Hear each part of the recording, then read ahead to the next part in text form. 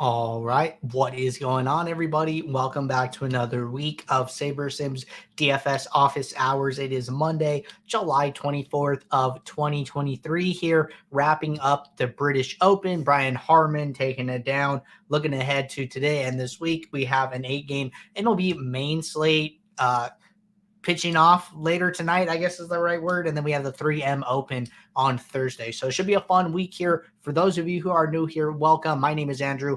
I'm one of the coaches over here at SaberSims, a show where we go over how to use the SaberSim app, answer any and all DFS related questions. You can send in your questions one of three ways via support. You can reach us at support@sabersim.com. You can post your questions live in the YouTube chat, and you can also post your questions in the office hours channel in our Discord server. If you're not in our Discord, want to get access to that channel, there is a link in the description below. You also get access to all of our similar channels of when lineups are released, when players are scratched, when sims run for that updated news. You get access to all of our individual sport channels where members of the community and other members of the SaberSim team here are talking DFS strategy each and every day, helping each other get better. So a great place to be if you're trying to advance your game with tips and tricks from others here. But with that being said, going to get the app pulled up here. Have a couple questions to get us started today. Got some in the Discord, and those should keep us busy to start. But if anybody has any questions that they had over the weekend here, something on their mind, now is always a great time to get those in the queue. So first question here came in from Chuck late on Friday here. I did get back to Chuck, but just wanted to touch on this for everybody else. Question says, is the average ownership metric position specific, or is it merely arithmetic mean of all the projected ownership values? Okay, so on the home screen, if you're like, hey, what is Chuck talking about? What is adjusted ownership? I've never even heard of this, right? Okay, so we created this metric here, adjusted ownership. It builds on top of contest ownership here, which is just SaberSim ownership. And basically what it does, I know we talk about it a lot here, so just kind of try to give a brief overview for those who haven't heard it yet. But what it is we look at the player's ownership, what we expect them to be owned in the contest, and then we look at the range of outcomes for the player, and we basically say, is this person's ownership warranted, or is this person's ownership very high for how wide of a range of outcomes they have, right? So by simming out all of these games thousands and thousands of times, we're able to get very accurate range of outcomes for the players. So if I were to pull up a pitcher like Yu Darvish, he's going to have this nice bell-shaped curve here, not perfectly normally distributed, but closer, right? More in the ballpark. And then if we go to a batter, highest projected batter on the slate, Corbin Carroll, pull up his range of outcomes, it looks drastically different than Yu Darvish's, right? His most likely outcome being 0 points with a 22% chance of that happening. His mean of 10.2 happens somewhere between 6 to 12% here. So like 9% of the time he's actually hitting his projection here. And the reason that he has this high of a projection is because he has this he has these 1%, 2% outcomes where he gets 30 plus points, and that is shifting his mean higher, but that by no means means that is his most likely outcome. And then if we go back to Yu Darvish, his projection 20.22, that is about his highest likely outcome, right? 14%. Everything else below that, a lot of outcomes very close to that number. So adjusted ownership for Yu Darvish, his ownership in the contest 31%. His adjusted ownership, 33%, very close here. If we go back to Corbin Carroll, his contest ownership, about 21%. His adjusted ownership, about 28%. So what we're doing is we are inflating this adjusted ownership number, saying, hey, this guy has a really wide range of outcomes. He's not a shoe-in to get this 10-point projection here. Let's be a little careful with how many lineups we put him in. And by having this adjusted ownership number higher than his contest ownership, when we get to Saber score in the post build, we use a negative weight on it on average adjusted ownership of the lineup. So basically lineups with a higher overall average adjusted ownership get hurt, get taxed.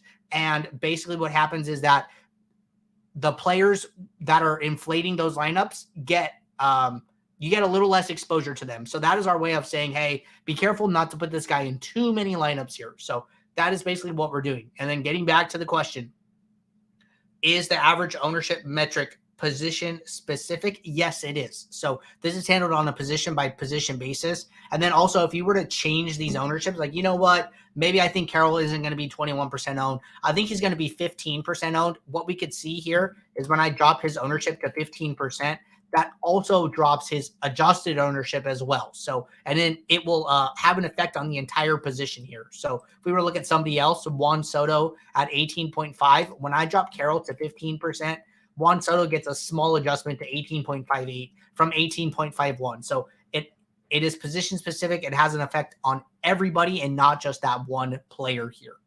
But really good question to get us started today. Next question from Turk. All right, this is a little bit of a longer one here. See a lot of people tuning in. Hello, everybody. Happy Monday. If you guys have anything on your mind that you guys want to ask, now is a great time to get those in. So Turk said, do you split your builds based on contest entries or build them all as a whole and spread them across contests? I have a tendency to do all my contest builds as one because I feel it maximizes my diversification and variance, but I'm not necessarily sure this is the smart way to go, but it feels like that's the best way to get that one big lineup in there. Example, 220 lineups, 150 max, and the rest being 20 max and single entries. Build all as one, or build 3 different ones for 20 max, 150, and single entries. Okay, so really good question here. Turk, it sounds like you're not familiar with our DFS profit plan here. And this is like this question that you're asking is exactly why we did this backtesting. So for those of you who aren't familiar with it, the DFS profit plan is a contest selection framework that we created through contest backtesting here. Primarily Eric from our models team here. He did an entire Behind the Sims series. We have our Behind the Sims playlist under this podcast channel. If you go and look at this playlist here, the very first 5 episodes are all one series here called Contest Selection. This is a deep dive into what we do behind the scenes, giving you guys a peek behind the curtain as to how we do it, why we do it, the conversations we have around these topics. And then basically the 17-minute video here on the home screen is the too long didn't read version of all of that backtesting here. So the 17-minute video is what you need to know. And basically what we created was we looked at all the different type of contests you can play. And then what we tried to figure out is the best bankroll allocation contest selection for smoothing out your variance over time while still allowing you and helping you to grow your bankroll and win in DFS, right? And what we figured out was that a bankroll allocation of 2.5 to 5% on a nightly basis here, while splitting that allocation between 20 max and 150 max as one contest, as like one build, and then single entries and 3 maxes as a separate build, and then from there, right? So putting 25 to 50% of your bankroll nightly allocation into those single entries and 3 maxes, putting 50 to 75% of your bankroll nightly allocation into those 20 max and 150s, and then just having the 2 builds for a night. And then it makes a lot of sense when you go back to the app here, because if you go to your build settings and then you look at the sliders. So what you can do is turn on manual mode. You actually get to see what correlation and sim diversity are set to. So let's say I'm playing a 20 max, 10 to 50K entrance, pretty standard for any night here. Correlation 9, sim diversity 8. If I were to change that to 150 max, correlation stays at 9. Sim diversity goes up 1 tick to 9. Okay, so very, very similar slider settings here. But if I compare this to a single entry, and most nights your single entries are going to be either 100 to 1K entrance or 1K to 10K entrance, you're going to see a little bit bigger of a disparity here, right? Especially at the 100 to 1K entrance sizing here. Correlation 7, sim diversity 6. So sim diversity down 3 ticks from your 150 maxes, correlation down 2 ticks from 9 to 7 there. So if I were to compare this to a 3 max entry here, they're actually the same sliders. So building your single entries and 3 maxes together makes a lot of sense. And then building your 20 max and 150 maxes together make a lot of sense. So I am of the thinking where I like to split those into 2 separate builds. It makes the most sense for me, especially for MLB, right? I think that this idea of doing these 2 separate builds gets a little harder in NBA season here, but I think it works great for MLB, for NHL, for NFL, where you have a lot of time to build. You're not waiting on this late swap news here, right? So for NBA, I'm kind of okay with building it all together because you're not going to have as much time to get all your late swaps in. But I think for all these other sports, splitting it into 2 builds makes the most sense here, consistent with our DFS profit plan. And I've implemented the profit plan very effectively into my own play. I've talked to a lot of users who have done the same as well. So I would take advantage. Watch that video if you guys are not familiar with it. All right. Next question from Sammy. So this one's a little tricky one. Question says, how many rules are too many rules within a rule? Okay. So basically, my understanding of kind of where this is coming from here, and Sammy, if you're watching and my understanding is incorrect, just let me know. But basically, so let's say that I want to set a rule to use, I'm just going to make this up here because you would never really want to do this, but use no more than 3 players. I'm going to say from a game, right? And then the way to say from a game is to use this group by option. So if I say, hey, use no more than 3 players from any individual game, when I save this, I'm going to save it as a manual rule to kind of show you guys what I'm doing here. So I have a rule, right? It created a rule that says you use no more than 3 players from a game. If you save it as a manual in manual mode, you can click this little drop down and you could see rules within a rule. So I have one big rule with all of these sub rules within it, right? For each individual game. So if I do it on a game basis, I get 8 games. If I do it by a team basis, I'm going to get 16 rules, right? And then this is obviously going to change depending on how many games are on the slate here. So really, I don't think there's a right or wrong how many rules are too many within a rule here, because slate size is going to change, right? You might have a big 15-game slate. You might have an 8-game slate like you see today. You might have a 5-game early slate and then a 6-game main slate for those day-night splits like on Wednesday, Thursday, right? So really just comes down to what are you trying to achieve with the rule, and are you achieving that? And it doesn't, if you have, it's a 15-game main slate, you have 30 sub rules, that's okay, right? If you're trying to do something very specific on a team-by-team basis to either account for something or make sure something doesn't get into your lineups, then that's okay, right? So as long as your rule is achieving your purpose, doesn't really matter how many sub rules you have. I wouldn't be super concerned with that in particular. All right. Next question here from Kyle. Kyle said, I am content with my work in progress process so far and am doing well overall in contests. However, I am looking for small things to improve. I never seem to hit the nuts in any contest overall. I'm usually in the top 10% or so. What are some things I could add to my process to slightly increase my risk, possibly increasing my scores? Also worried the outcome could be due to not playing enough lineups. So, on this last note, Kyle, I think if you're following the DFS profit plan, you're going to have this good mix of 20 max 150s and single entries and 3 maxes. So if you're not implementing that, I would refer back to that segment that we just talked about. But as far as increasing the risk here, right? A couple different ways to do this.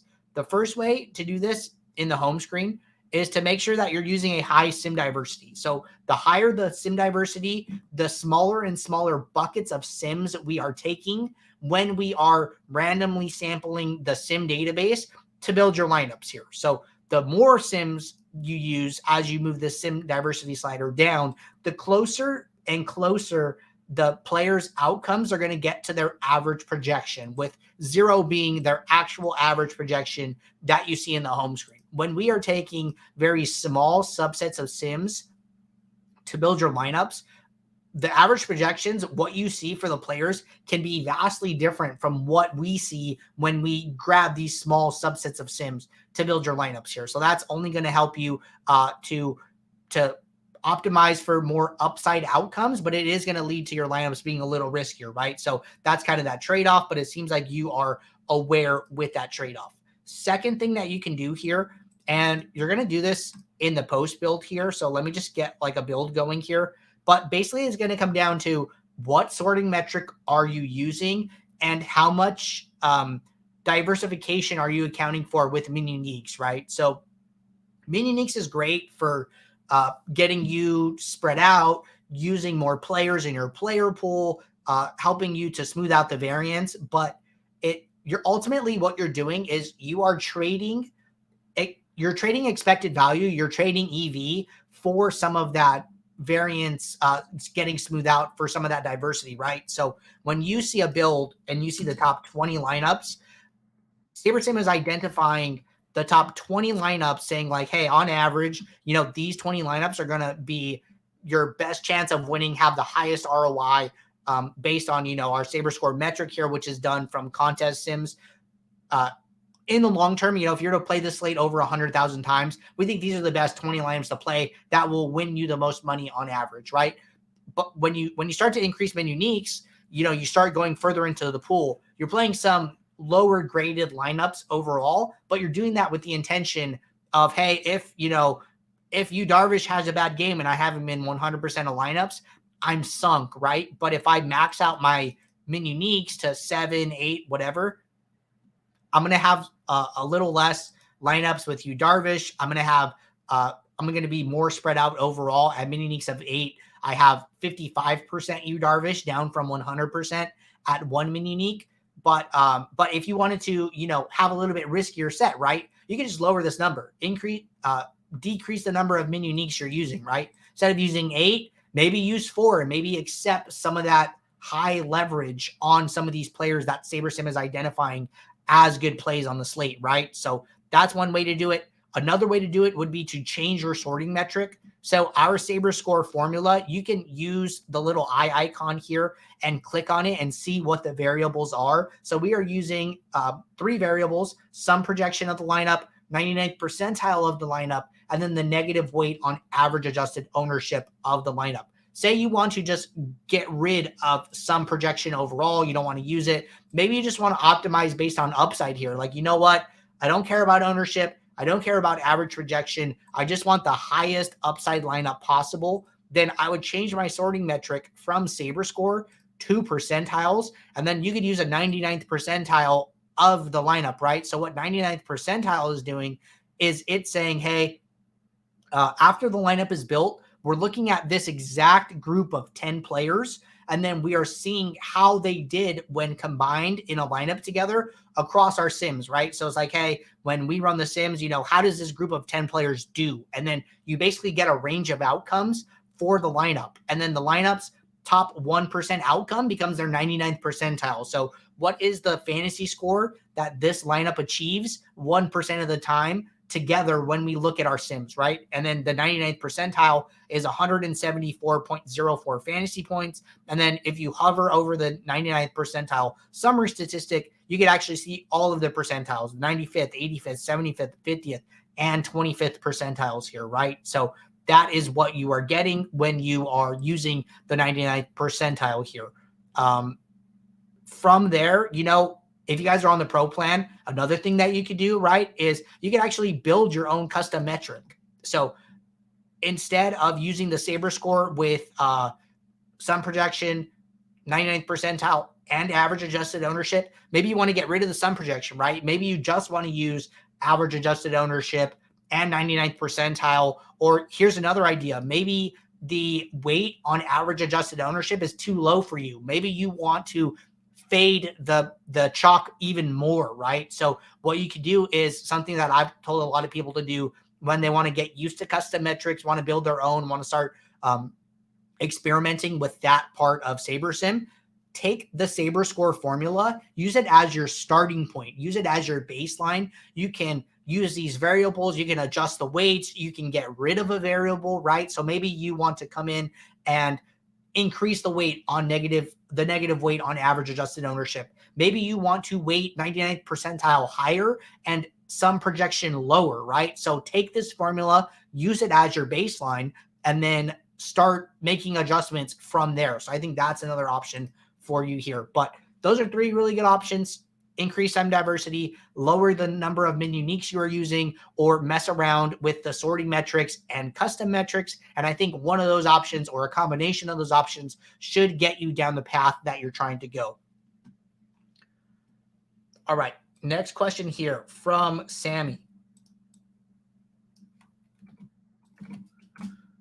Question says, I know from some prior videos with Jordan and some of the SaberSim crew always saying that about a bump up or down of projection of 10% or so. If I go over that, does the builder limit the plays as a failsafe? Is there any advantages by doing so? If not, as 10% being the max cap of a projection adjustment, will splitting evenly work best, making my sleeper picks 10% and let's say some of my value picks 5%-ish projection adjustment? Okay. So let's talk about this. So let's go back to the home screen here. So I want you guys to think about projection adjustments.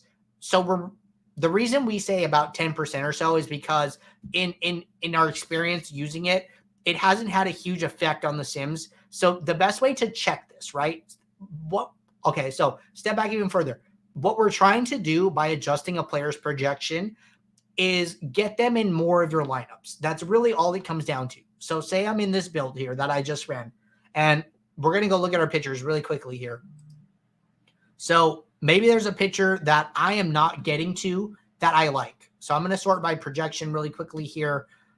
And maybe somebody I've identified as a good play on this slate is Patrick Corbin, kind of as like a value pitcher. He's playing Colorado, but they're playing in Washington. They're not playing in Colorado. Maybe I think the Colorado lineup is weak overall. I'm only getting to one lineup with Patrick Corbin in my top 20. And let's put mini uniques down to 1 here. I'm still only getting to one lineup with Patrick Corbin, and I'm only getting to 10% of lineups with him in my pool here. So not a lot of lineups overall for the builder to find with him, right? So what I can do here, I can go back to the home screen, and then I can increase his projection here. And the reason to do this is to tell the builder, hey, I want to value Patrick Corbin higher. I am showing you that by increasing his projection. We've said 10% as a baseline, but really what you should be doing here is making an adjustment to his projection, running a new build, and then seeing what his new exposure is in your top lineups in your pool and seeing if that is too much or too little, right? And then it's kind of a trial and error at this point. Say, hey, I'm going to give him this 10% projection bump. Am I getting to Patrick Corbin more than one time in my top 20 lineups? Am I getting to Patrick Corbin in more than the 10% of my pool lineups that I saw previously? And then you need to figure out, was that adjustment enough? Was that adjustment too much, right? And this is a little bit subjective, but if I go from 10% of lineups in my pool with Patrick Corbin to 100% of lineups with Patrick Corbin in my pool, I've probably made too big of an adjustment, and I will walk that down a little bit. So say I made a 10% adjustment and now I'm getting 100% Patrick Corbin. That might have been too much, right? And I might drop that down to like 5%. I would say that, if you make an adjustment and these numbers don't change the way you want them to, they're actually very similar, then, increase that adjustment in the home screen and run a new build. So it's going to be a little bit trial and error.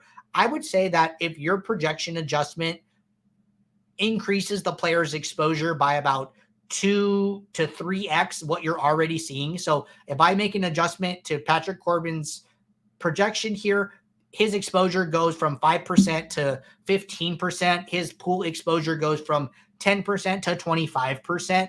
That's probably right in the ballpark where I wanted to make that adjustment.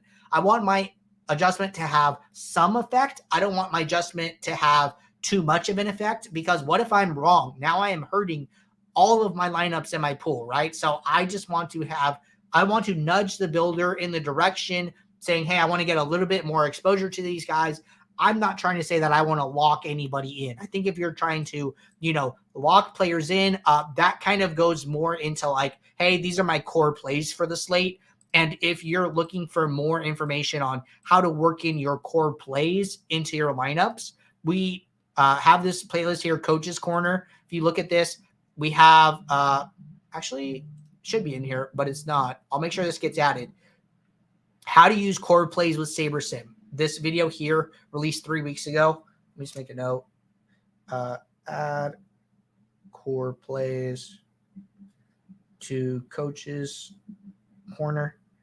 This video is going to show you how to take a set of players and different ways to work your core plays into your lineups using SaberSim. So that would be more along the lines of that thinking there. But hope that helps, Sammy. Going to keep it rolling here. See a couple questions coming in the YouTube chat. We'll get to all the questions before the show, everybody. We have 2 more questions here in the Office Hours channel. First one is Snowman asking about NFL. So not time just yet for NFL here. I know that players are just going to be reporting to training camp this week, I believe. So probably something more towards the end of August. You will see, projections for NFL, and, DraftKings will be posting the slates, I would say about a month prior to 3 weeks to like a month prior to the season starting there. So probably like a little early for NFL stuff, but it seems like you're excited. All right. Next question here from Dante.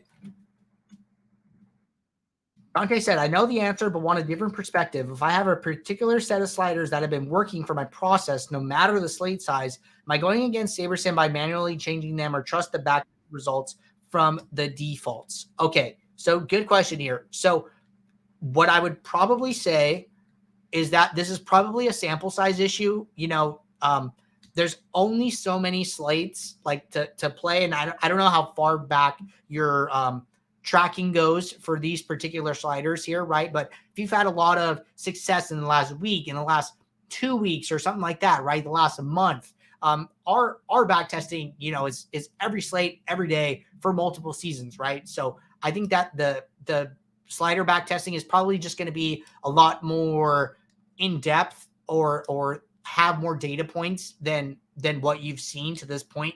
I would say that, I think that the sliders that we have for defaults are going to be the best, just because of the rigor and all the back testing that goes into it, which I already stated. But, I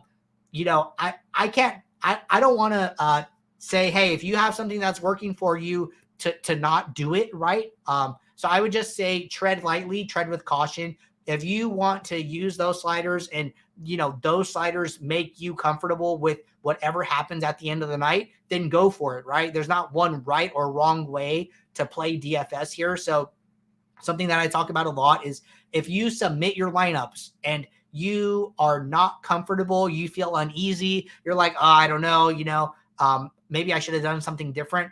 I always tell people, hey, go back into your build, make whatever adjustments lead to making you feel comfortable with whatever happens at the end of the night, and roll with that, right? So if adjusting the sliders, is what leads you to have a peace of mind once those lineups are submitted to SaberSim, then go for it there. But I would say be aware of the deviation that you're making and be okay with that if that's the route that you want to go. So I'm not going to tell you not to do it here. All right. Jumping over, Kyle said, you're the man. Thanks, man. Appreciate it. Jumping over to the YouTube chat here. Looks like Sammy was here, said, cool, thanks for the answer. Yeah, man, happy to help. All right, Ryan said, I've gotten close to taking down that 1K to first contest on Owner's Box. If I take that down, I have the bankroll to play 0.0%, 0.01% of the entries on all contests. Jordan gave me that tip and had success with it. So glad to hear that you're getting really close, Ryan. Keep hanging in there, man. And Jordan is still pumping out content on the YouTube channel. I know he's not doing this show every day anymore. So Jordan's still very knowledgeable. So be on the lookout for when he drops videos. He dropped a video recently over the All-Star break, I believe, here related to MLB DFS tips. So 3 winning tips to build better MLB DFS lineups. 6 tips for your first week with SaberSim. So a lot of content still from him. He's still dropping very good nuggets each time he releases a video. I make sure to watch them myself. All right. Question from Ryan. This is our last question at the moment. Question says, the smaller sites and alt slates on FanDuel DK is usually where the 0.01 of entries heuristics comes into play for me. Yeah. So, alternate slates on FanDuel are going to be a little, I would say, what's the word I'm looking for? Just like not as healthy of a lobby here. The alternate slates on DK, you can find really good contests in the turbos, in the night slates, in all of these showdowns. They have a ton of good contests underneath $3. So something I tell a lot of people to do here is that when you are playing the main slate and you've played all the good contests underneath $3, don't just jump up to the higher stake stuff where all of the pros can play. Instead, look at alternate slates, alternate slates. Go look at the under $3 slates on the turbos. Go look at the under $3 slates on the night slates, on the showdowns. Go play Owner's Box. Go look at Yahoo. Go look at FanDuel, right? FanDuel runs a ton of satellites under $3. So I did this exercise for NBA season, I believe last season. If you played every single slate on DraftKings, Yahoo, FanDuel, I don't even think we were partnered with Owner's Box at the time, you could get like $1,500 down on a given night underneath $3 in all of the contests that the Sharks can't play on FanDuel and DraftKings here. So a lot of action for you there. A lot of slates to manage, I would say, is like probably the one downfall. That's going to be one of the great things about the beta version that we're testing of SaberSim here, is that you're going to have this slate window here where it's going to show you all of the slates that you have entry CSVs for, entry files for, and it's going to help you to manage it a little bit there. All right, next question from FV. When using the actual score tab in the drop-down box to go back and look at previous built lineups, where do those lineups come from? They are none of the lineups I submitted taken from the pool. Okay, so if we go back, let's go to Friday. I'm sure we had a build here for the main slate from office hours. So we had this build from Friday. If I go to this tab here, okay, so a couple things come into play here. So as you can see, I'm loaded into this build from last week. The key point here is that there is nothing selected under this saved lineups option here. So if I want to see the lineups that I played, that I submitted, I need to go to this saved lineups and I need to click on whatever lineup timestamp I used to fill my lineups. So what you can do, if you have your lineups file in SaberSim here, go to the entries tab, see what timestamp you used. If I use this 11/18/50 timestamp, if I click on this timestamp, review mode is going to get activated. And then as review mode says here, it says enabling review mode will isolate your 20 lineups from the pool and sort by actual score. So this will take the 20 lineups that I played and sort them by actual score.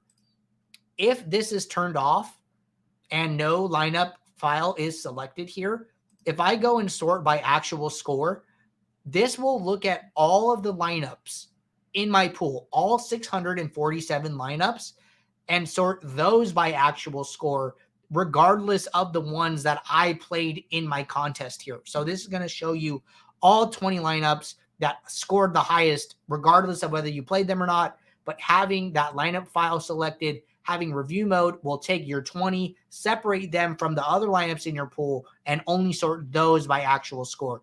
And then if you're in review mode and you switch to pool, you can see where the 20 you played fall within your pool. So in the pool column, these lineups are grayed. These are the highest actual scoring lineups. And then I can see that, okay, from all of the highest actual scoring lineups, I played the fourth highest actual score lineup in my set of 20. And then I skipped all these other ones. And then I played the next highest scoring lineup that I played in my set of 20. I'm trying to find it. You know, it's hard when when I'm building lineups for office hours and then the slate locks like 5 hours later. So, you know, a lot of news comes out. I probably missed stuff. But the next highest one I played was 63rd. So I played the fourth highest actual scoring lineup and the 63rd actual scoring lineup in my set. So that is how you use review mode and the save lineups feature. So just make sure you're going in and checking that. All right. We are all caught up with questions at the moment here. So while we wait for any last questions to come in, just want to remind you guys, if you guys are not playing over on Owner's Box, I know we mentioned it a couple times throughout the stream. What is Owner's Box? Owner's Box is an up-and-coming DFS site. We partnered with them at the beginning of the MLB DFS season. We were the first major optimizer to support contests on Owner's Box here. The great thing about them being an up-and-coming site is that a lot of their contests overlay. A lot of the contests do not fill all the way. So what happens with overlay is that the entry fee might be $5. By the time the contest locks, not enough people filled it up. Your $5 entry is now worth $6, and they are paying you to play. You could also find contests where there is no rake or reduced rake, and not having to earn back rake percentage points that the other DFS sites are taking from you is just a way to profit sooner, right? So take advantage of the overlay, take advantage of the softer competition. The user base is going to be softer than what you're going to find on DraftKings, FanDuel, or Yahoo. When you use promo code SABRE or SaberSim, when you sign up, one, you can get up to a $500 deposit bonus, and two, we will track your entry fees for you, and you can earn free months of SaberSim just by playing on the site and nothing else. So each time you hit one of these entry fee tiers here, we will reach out to you, let you know, hey, you have earned a free month of SaberSim. You can wait for the next price tier, or you can cash in at that price tier. Once you cash in, we will automatically reset your tracking to 0, and you will start earning towards your next free month right away. There is no limit on the amount of credit you can earn while this promotion lasts. If you're looking for the sign up link, there is a link to this page in the description of this video. All right, next question here from Deshaun. Oh, real quick, FV said, thank you as always. Yep, sure thing, my man. All right, Deshaun said, how would you go about finding good value plays after a build for MLB? This is a really good question here. So if I'm going to go back to today's slate, get out of this build from last week, going to circle back to the main slate here. And what I would do, so I'm in this build that I ran earlier. We're just going to use this as our working build here.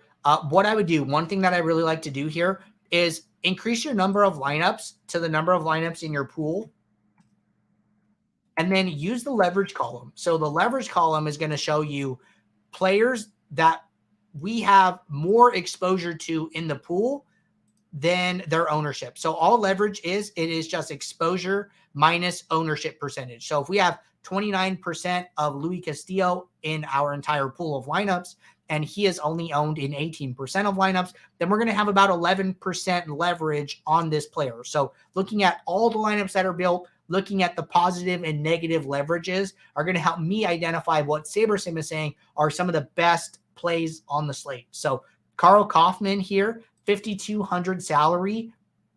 We have about 11% exposure to him. He's about 3% owned here. So we have about 8% leverage on him. So this would be what I would consider a value play, a sneaky play, right? So maybe Carl Kaufman is going to be good on this slate. You could do the same thing for batters here, looking at positive leverage for plays that, might be under-owned here. And then it looks like KC is like a really good leverage play here, just looking at leverage. So 1, 2, 3, 4, 5, 6, 7. So 5 out of the top 7 positive leverage plays are all Kansas City Royal batters at the moment here.